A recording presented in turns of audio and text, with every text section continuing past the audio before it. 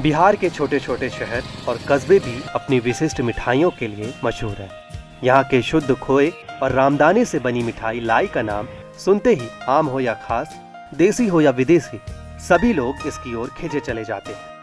अगर आप पटना से गया की ओर जा रहे हैं तो धनरुआ, और पटना से मोकामा की ओर अगर जा रहे हैं तो बाढ़, दोनों रास्ते गुजरने वाले यहाँ के खोए और मावे की लाई जरूर चखते हैं। जायकेदार लाई की फैन फॉलोइंग का अंदाजा इसी बात से लगाया जा सकता है कि खुद मुख्यमंत्री नीतीश कुमार भी इसके स्वाद से अछूते नहीं हैं।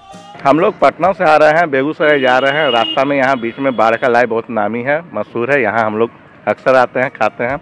बाढ़ की लाई की खासियत है कि यह कई दिनों तक खराब नहीं होती, साथ ही बगैर फ्रिज के भी कई दिनों तक अपने स्वाद को नहीं खोती। अब आइए लाई बनाने की विधि यहाँ के कारीगर की ही जुबानी जानते हैं।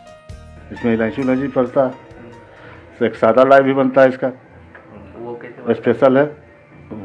वो मतलब इतना नहीं भुना आता है, वो इसमें चीनी की मात्रा कम रहता है, इलायची की मात्रा ज़्यादा रहता है। खोए का लाई हुआ ही ना, दोनों खोए का लाई हुआ। एक लाई हुआ जो कि थोड़ा कम भुजैया होता है, उसमें चीनी का मात्रा कम पड़ता है, एकदम नहीं के बराबर पड़ता है, उसका रेट ज़्यादा होता है, इसका रेट कम है। लाई का इतिहास भी अपने आप में अनूठा है। समय के साथ लाई बनाने में भी कई बदलाव आए। लाई सबसे पहले गोविंद साहब थे, उन्हीं के द्वारा मतलब कि इसका आविष्कार किया गया। जो अभी रामधानी साहब उनके जो बहुत ज़्यादा विस्तार में वही उन्हीं का दुकान चला, लेकिन वो गोविंद साहब जो थे वही लाई बनाते थे और खोंचा में करके बेचते थे। कई लोग लाई के जन्मदाता बाढ़ के राम पदारथ साव को बताते हैं, जिन्होंने बचे हुए दूध को बर्बाद होने से बचाने के लिए दूध का मावा बना दिया और सादी लाई में मिलाकर मावेदार लाई तैयार कर दी। वही आज की तारीख में बाढ़ शहर में लाई के लगभग 60 कारखाने चल रहे हैं और कई दुकानें हैं।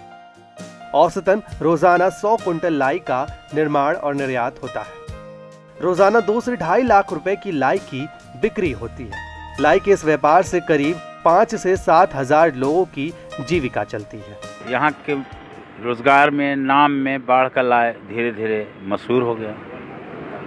और जो सबसे बड़ी बात है कि इस छोटे से व्यापार में कम से कम 5 से 7 हजार लोगों का जीविका चलता है। सबका रोजी रोटी इसी से है। और दूसरी जो सबसे बड़ी बात है कि इसमें सरकार का कोई अनुदान, सहयोग, लोन का कोई प्रावधान नहीं। अब बात करें मसौड़ी के धनरुआ के लाई की, तो शुद्ध खोए की इस स्वादिष्ट लाई से ही आज धनरुआ की पहचान होती है। इस रास्ते से बोधगया जाने और उधर से लौटते समय विदेशी पर्यटक निशानी के तौर पर इस लाई को अपने देश ले जाना नहीं भूलते। धनरुआ का लाई तो बहुत फेमस है। मतलब कि जब भी इधर से कोई भी, मतलब हम है चाहे और कोई भी हो, गुजरते समय जरूर यहाँ से कोई लेता है। धनरुआ में सबसे पुरानी दुकान विजय लाई दुकान है, जिसके वंशजों ने लाई की शुरुआत की थी। यहाँ रोजाना तकरीबन 500 किलो लाई की खपत होती है। अभी 330 से 350 रुपए किलो बाजार भाव है। वहीं एक लाई बनाने में 6.25 पैसे खर्च होते हैं।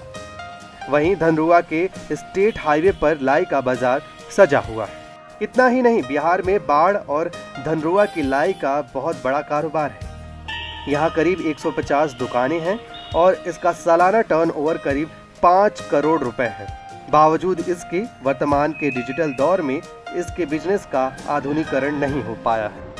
आने वाला समय में अगर ऑनलाइन का डिमांड तो बहुत है, व्यवस्था नहीं अगर हो जाता तो ये 20 करोड़ का कारोबार यहाँ से और राज्यों तक चला जाएगा। व्यापारियों की माने तो अगर सिलाव के खाजा की ऑनलाइन बिक्री हो सकती है और लाई का मार्केट और बढ़ सकता है, साथ ही इसका डिजिटलीकरण हो जाए तो इसके बिजनेस में भी 4 चांद लग सकते हैं। लाई का जो अभी डिजिटल हो जाए तो हम समझते हैं कि सालाना इसका बिजनेस 7-8 करोड़ का हो सकता है और पब्लिक को भी सुविधा होगा। बाहर में देश विदेश में जो आदमी बसे हुए हैं जो मंगवाते हैं, अगर डिजिटल हो जाए तो माने कि बाहर भी इसका डिमांड जाए। एक तरफ जहां देश भर में स्टार्टअप और वोकल फॉर लोकल पर जोर दिया जा रहा है, वहीं लाई के इतने बड़े कारोबार के डिजिटल और ऑनलाइन कारोबार पर किसी का ध्यान नहीं।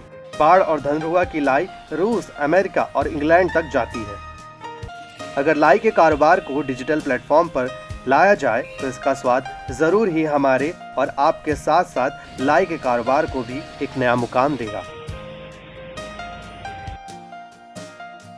Bureau report, ETV Bharat. 24 घंटे लगातार खबरें देखने के लिए डाउनलोड करें ईटीवी भारत ऐप।